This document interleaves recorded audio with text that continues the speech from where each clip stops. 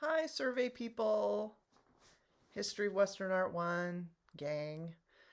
We're finished up with the Romans, and I can't believe it either, but we are on to the final module, which is the medieval world.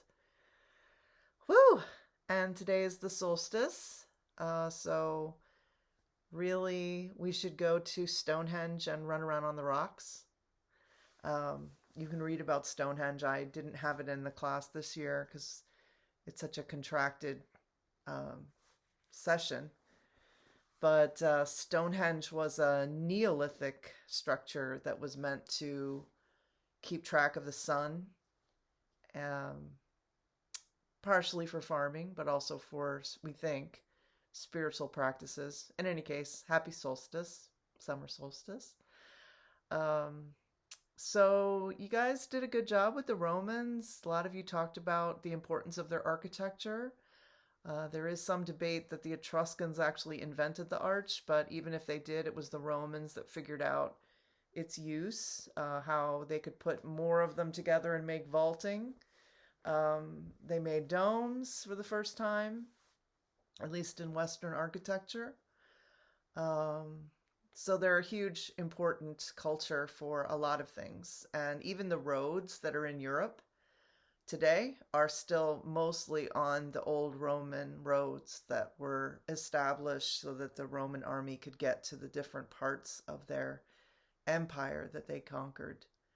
Um, there's so many things that I could tell you about the Romans, and I was trying to kind of keep notes about it, but I wasn't very successful because of some personal things that are going on, making life very chaotic for me right now, unfortunately. Um, so, one thing I did want to say though, after reading your papers, everything's graded for Module 3. But I did want to tell you that social mobility, the way that we like to say exists in the United States, although there are people who debate whether moving up a class is really as possible as it once was in the United States. But there wasn't really much of that in Rome. So once you were in a social class, you stayed there. So a lot of you were talking about, like, I'm so glad we got to move out of our insula and buy a domus. That didn't happen too often.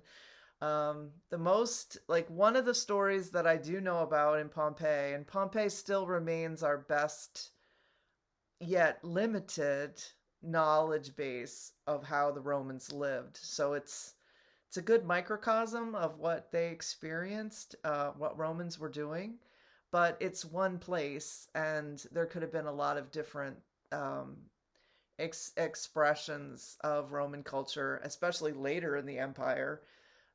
Pompeii is covered in 79 CE with ash from Vesuvius when it blows its top.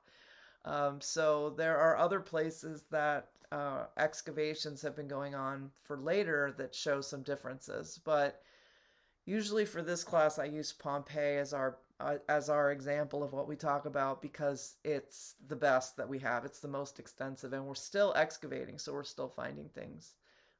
I'm acting like I go there and excavate. No, I don't. But scholars who do that are still finding things. Um, I would be terrible on an excavation because I would be too excited if we have a find in the pit and I would just be like, let's get it, let's get it, let's get it, and then break it. So I'd be terrible. Anyway, so we do have one case, the House of the Veti, which you might want to look up online, is we know is a house that two freedmen bought probably after an earthquake around the year 50 or a little after, because those patricians who built the house originally probably left. And the Veti bought their freedom. They were slaves that bought their freedom. And by the way, slavery in Roman times really didn't have anything to do with race. It was if you're a conquered person, you're now a slave. So it didn't have the same marks of differentiation in terms of racial meaning like we unfortunately had in our country. In any case, those Veti brothers were able to buy the domus and redecorate it in very interesting ways. Hint, hint, look at Priapus. in the Fauces. You can put it in a learning journal if you do that. Tell me what you think. Anyway, so you couldn't really move up, but there were some cases where some people did, but it was pretty unusual. That was the point I was trying to make. So Module 4 is now a continuation of the Roman Empire into what we call the Byzantine Empire, at least for the medieval East. So Constantine decides in 325 to move the whole kit and caboodle out of Rome and into what he names Constantinople, city after himself, city of Constantine.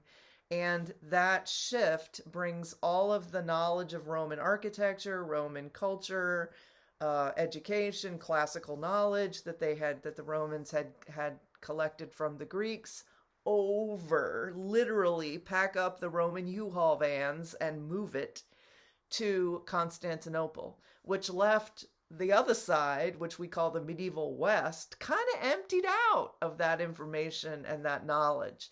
So we kind of see barbarians, who I love. I'm not using that term in a negative way. Some people say that's too negative, so we're supposed to say the migration people, but I like barbarian.